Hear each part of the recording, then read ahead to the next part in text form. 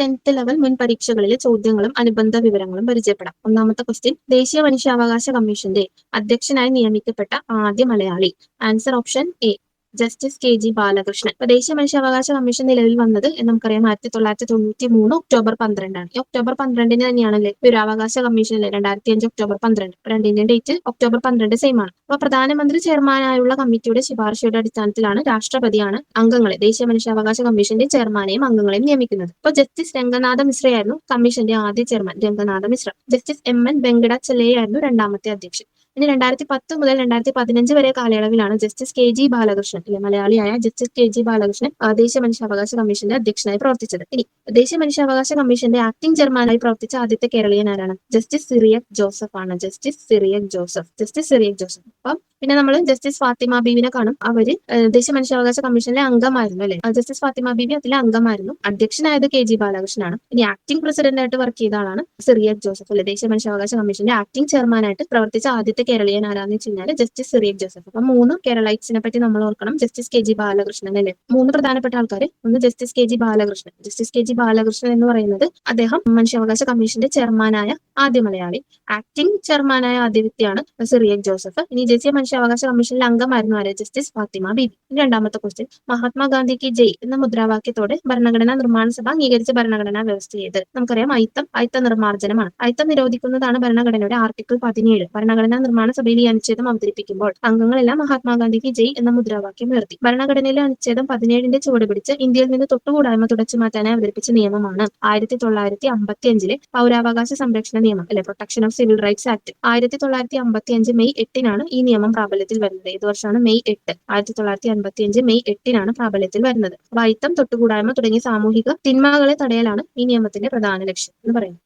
ഇനി അടുത്ത ക്വസ്റ്റ്യൻ, 18 വയസ്സിന് താഴെയുള്ള കുട്ടികൾക്ക് മാരക രോഗങ്ങൾക്കായി സൗജന്യ ചികിത്സ നൽകുന്ന കേരള സർക്കാർ പദ്ധതിയാണ് താലോലം. അപ്പൊ 18 വയസ്സിന് താഴെ പ്രായമുള്ള കുട്ടികൾക്ക് ഉണ്ടാകുന്ന ഹൃദയ സംബന്ധമായ രോഗങ്ങൾ, നാഡീരോഗങ്ങൾ, സെറിബ്രൽ പാൾസി, ഓട്ടിസം, അസ്ഥിവൈകല്യങ്ങൾ, ഡയാലിസിസ്, ശസ്ത്രക്രിയ എന്നിവയുടെയൊക്കെ ചികിത്സാ ചെലവ് വഹിക്കുന്ന പദ്ധതിയാണ് ഇത് താലോലം എന്ന് പറയുന്നത്. മാതാപിതാക്കൾ ഇരുവരും അഥവാ ഒരാൾ മരിച്ചു പോകുകയും ജീവിച്ചിരിക്കുന്നയാൾ സാമ്പത്തിക പരാധീനത മൂലം കുട്ടികളെ സംരക്ഷിക്കാൻ കഴിയാതെ വരികയും ചെയ്യുന്ന സാഹചര്യത്തിൽ കുട്ടികളെ സ്വഭവനത്തിൽ അല്ലെങ്കിൽ ബന്ധുഭവനങ്ങളിൽ താമസിപ്പിച്ച് വിദ്യാഭ്യാസം നൽകാൻ പ്രതിമാസം ധനസഹായം അനുവദിക്കുന്ന പദ്ധതിയാണ് സ്നേഹപൂർവ്വം. അപ്പൊ 2 പദ്ധതി. താലോലം എന്ന് പറഞ്ഞു കഴിഞ്ഞാൽ മാരക രോഗങ്ങൾ അല്ലെ, 18 വയസ്സിൽ താഴെയുള്ള കുട്ടികൾക്ക് കൊടുക്കുന്നതാണ് താലോലം. ഇനി സ്നേഹസാന്ത്വനം അല്ലെങ്കിൽ സ്നേഹപൂർവ്വം അല്ലെ. സ്നേഹപൂർവ്വം എന്ന് പറഞ്ഞു കഴിഞ്ഞാൽ കുട്ടികളുമായി ബന്ധപ്പെട്ട് തന്നെയാണ്. ഒന്നെങ്കിൽ മാതാപിതാക്കൾ ഇരുവരും മരിക്കുന്നു അല്ലെങ്കിൽ ഒരാൾ മരിക്കുന്നു. അപ്പോൾ ജീവിച്ചിരിക്കുന്ന ആൾക്ക് ഈ സാമ്പത്തിക ബുദ്ധിമുട്ട് കാലം കുട്ടികളെ സംരക്ഷിക്കാൻ കഴിയാതെ വരികയാണെങ്കിൽ അങ്ങനത്തെ സാഹചര്യങ്ങൾ കുട്ടികളെ സ്വന്തം ഭവനത്തിലോ ബന്ധുഭവനങ്ങളിലോ താമസിപ്പിച്ച് വിദ്യാഭ്യാസം നൽകാൻ പ്രതിമാസ ധനസഹായം അല്ലെ, വിദ്യാഭ്യാസത്തിന് ധനസഹായം നൽകുന്ന പദ്ധതിയാണ് സ്നേഹപൂർവ്വം എന്ന് പറയുന്നത്.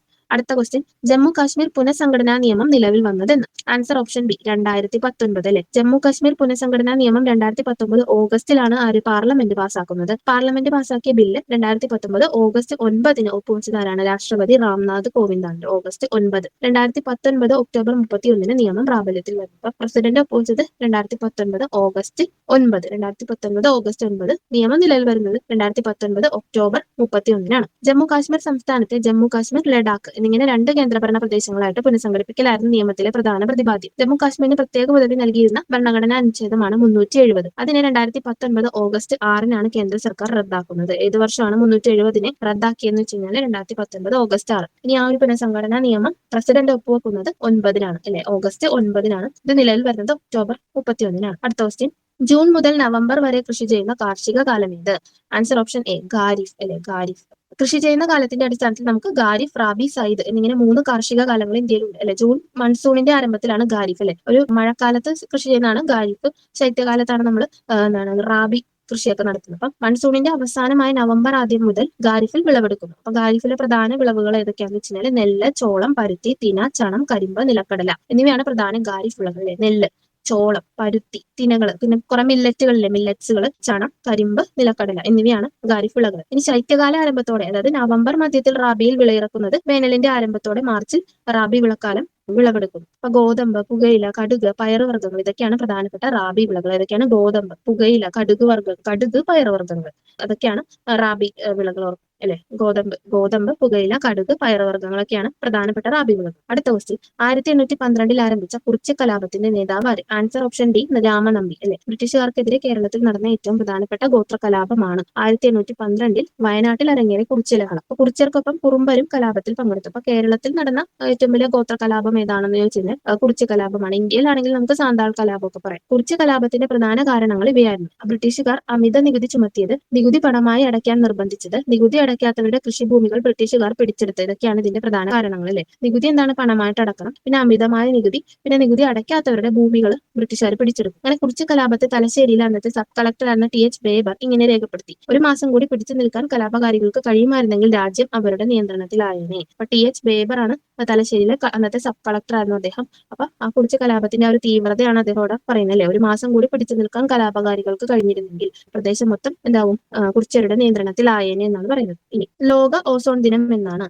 ആൻസർ ഓപ്ഷൻ ഡി സെപ്റ്റംബർ 16 അല്ലെ. ഓസോൺ പാളിക്ക് കേട് വരുത്തുന്ന രാസവസ്തുക്കളെ പുറന്തള്ളുന്നത് നിയന്ത്രിക്കാനുള്ള മോൺട്രിയോൾ പ്രോട്ടോകോൾ ഉണ്ട്. 1987 സെപ്റ്റംബർ 16 മോൺട്രിയോൾ ഒപ്പുവെച്ചത്. അപ്പൊ അതിന്റെ സ്മരണാർത്ഥമാണ് സെപ്റ്റംബർ 16 നമ്മൾ എന്തായിട്ട് ആഘോഷിക്കുന്നത്? ഈ ഒരു ഓസോൺ ദിനമായിട്ട് ആഘോഷിക്കുന്നത്. 2000 അതിനെ international day for the preservation of the ozone layer അഥവാ ഓസോൺ ദിനമായിട്ട് ആചരിക്കാൻ തുടങ്ങിയത്. അപ്പൊ ഐക്യരാഷ്ട്രസഭയാണ് ഇതിന് മുന്നിട്ടിറങ്ങുന്നത്. അപ്പൊ 2023 ഓസോൺ ദിനത്തിന്റെ പ്രധാന സന്ദേശം എന്ന് പറഞ്ഞാൽ ഇത് തന്നെയാണ്: Montreal protocol, fixing the ozone layer and reducing climate change എന്നതായിരുന്നു. ലോക ഭക്ഷ്യദിനമായി ആചരിക്കുന്ന ദിവസമാണ് ഒക്ടോബർ 16. 2023 ഭക്ഷ്യദിനത്തിന്റെ സന്ദേശം water is life, water is food, leave no one behind എന്നതായിരുന്നു. അപ്പൊ സെപ്റ്റംബർ 16 ഓസോൺ ദിനമായി ആചരിക്കുന്നത് 2000 മുതലാണ്. അത് എന്തിന്റെ ഓർമ്മയ്ക്കാണെന്ന് വെച്ച് കഴിഞ്ഞാൽ 1987 മോൺട്രിയോൾ പ്രോട്ടോകോൾ. മോൺട്രിയോൾ പ്രോട്ടോകോൾ എന്തുമായി ബന്ധപ്പെട്ടിരിക്കുന്നു? ഓസോൺ പാളിക്ക് കേടുവരുത്തുന്ന രാസവസ്തുക്കളെ പുറന്തള്ളുന്നത് തടയുക, അതാണ്. ഇനി അതിന്റെ തീം 2023 ഇതിന്റെ തീം എന്ന് പറയുന്നത് Montreal protocol, fixing the ozone layer and reducing climate change. October 16 എന്ന് പറയുന്നത് ഭക്ഷ്യദിനമാണ്. അത് 2023 തീം എന്ന് പറയുന്നത് water is life, water is food,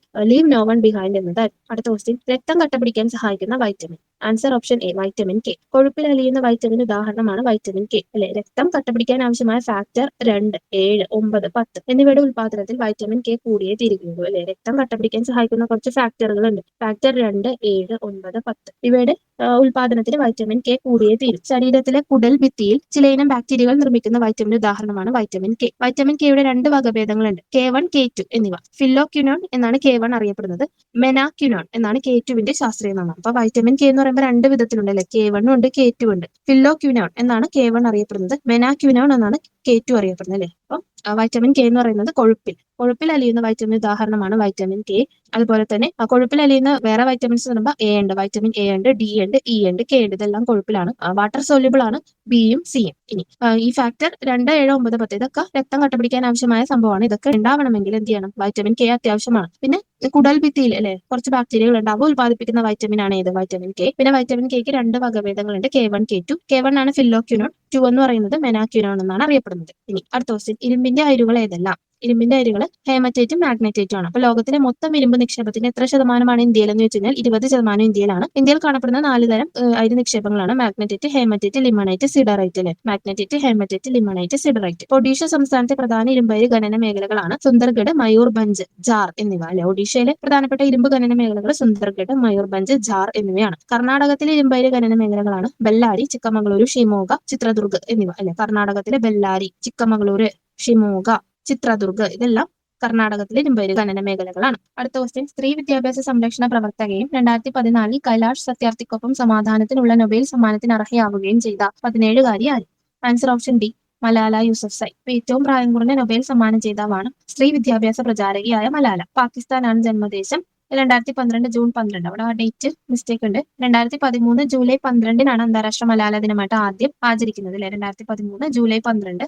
2012 October 9 മലാലയെ Taliban വധശ്രമം നടത്തുന്നില്ലേ. 2012 October. അപ്പോൾ എന്തായാലും അത് കഴിഞ്ഞിട്ടായിരിക്കും മലാല ദിനം ആഘോഷിക്കുന്നത്. അപ്പൊ ജൂലൈ 12 മലാല ദിനം. ഇവിടെ മിസ്റ്റേക്ക് വന്നതാണ്. പിന്നെ മലാലയും ബ്രിട്ടീഷ് എഴുത്തുകാരി ക്രിസ്റ്റീന ലാംബും ചേർന്ന് എഴുതിയ മലാലയുടെ ജീവചരിത്രമാണ് ഞാൻ മലാല. അപ്പൊ ജൂലൈ 12 മലാല ദിനം. ഇനി ജൂലൈ 18 ഉണ്ട്, അതെന്താണ്? മണ്ടേല ദിനം. നെൽസൺ മണ്ടേല ദിനമായിട്ടാണ് ജൂലൈ 18 ആഘോഷിക്കുന്നത്. ജൂലൈ 12 മലാല ദിനം, ജൂലൈ 18 നെൽസൺ മണ്ടേല ദിനം.